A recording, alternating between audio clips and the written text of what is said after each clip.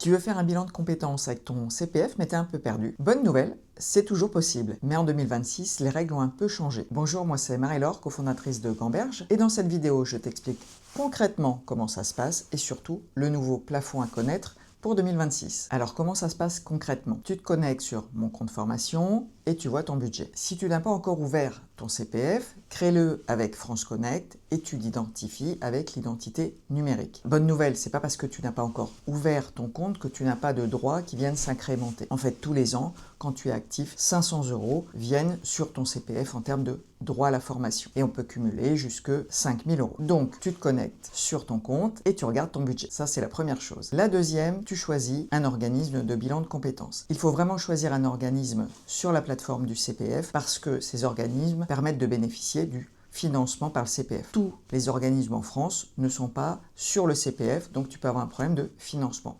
Ça, c'est la deuxième chose à faire. Ensuite, quand tu as choisi ton bilan, ton organisme de bilan, tu t'inscris directement en ligne. Tu cliques, c'est comme si tu demandais, en fait, en cliquant, un devis à cet organisme qui, lui, a 48 heures pour l'accepter. Ensuite, tu valides, tu acceptes ce devis qui t'a été fourni. C'est donc assez simple.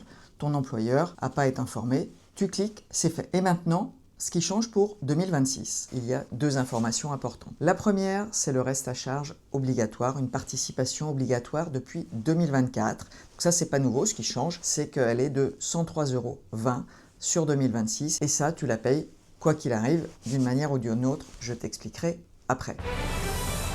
Information de dernière minute, entre le moment où on a enregistré cette vidéo et aujourd'hui, le reste à charge à payer sur le CPF est passé de 103,20 € à 150 €. Deuxième chose qui change, le plafond CPF. Et ça, c'est la grosse nouveauté de 2026. Depuis le 1er mars, tu ne peux utiliser que 1600 € de tes droits CPF que tu as pour financer ton bilan de compétences. On dit que le bilan est plafonné à 1600 €. Ce que ça change concrètement. Avant, par exemple, tu avais 3000 € de droits CPF. Tu pouvais utiliser ces 3000 € sur un bilan, sur une formation, pour ton permis de conduire. Maintenant, même si tu as 3000 €, tu peux utiliser 1600 € pour un bilan de compétences, 1500 pour une formation, 900 pour le permis de conduire. Et encore sous condition. Je te donne des exemples concrets. Ton bilan coûte 1600 €. Tu as 2200 € de droits CPF. La prise en charge par le CPF est de 1600 € pour ton bilan. Il te restera à payer 103,20 €, donc le reste à charge dont on a parlé tout à l'heure. Maintenant, un autre exemple. Ton bilan coûte 2200 €.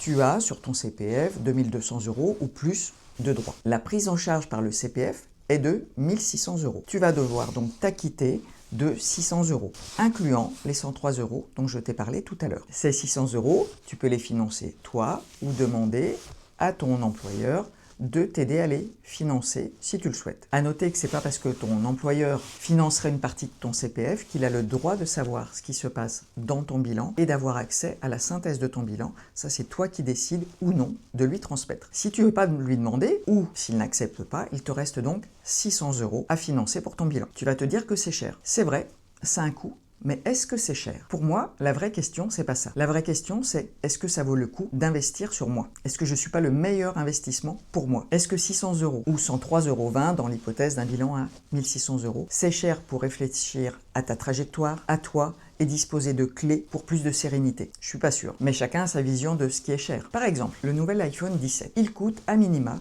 970 € en version de base, et plus si on veut plus de stockage. Moi, je trouve ça cher. Mettre ce prix dans un téléphone qu'on va garder 3, 4, 5 ans, je trouve ça cher. Ça nous fait plaisir de l'avoir. On est content. Mais qu'est-ce que ça nous aura rapporté dans 3, 4 ou 5 ans? Je ne sais pas. Alors que 600 € dans un bilan qui peut changer ta trajectoire pro pendant 10 ans ou plus, c'est un investissement. Perso, je trouve que c'est plus rentable. Et oui, ça a un coût, mais non, c'est pas cher. Alors bien sûr, on peut râler en disant que c'est pas normal, qu'on ne puisse pas utiliser tous les droits CPF dont on dispose. Mais aussi, on peut voir le verre à moitié plein et se dire que c'est une belle opportunité pour soi. Si tu as des questions, n'hésite pas à nous les poser en commentaire et surtout, prends soin de toi, vraiment.